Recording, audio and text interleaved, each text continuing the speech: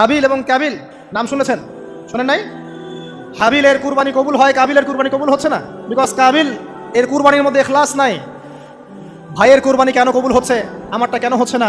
হিংসার বশবর্তী হয়ে কাবিল হাবিলকে হত্যা করে ফেললো। নবী পরিবারের সদস্য হয়েও কাবিল এরকম অন্যায় করে ফেলল।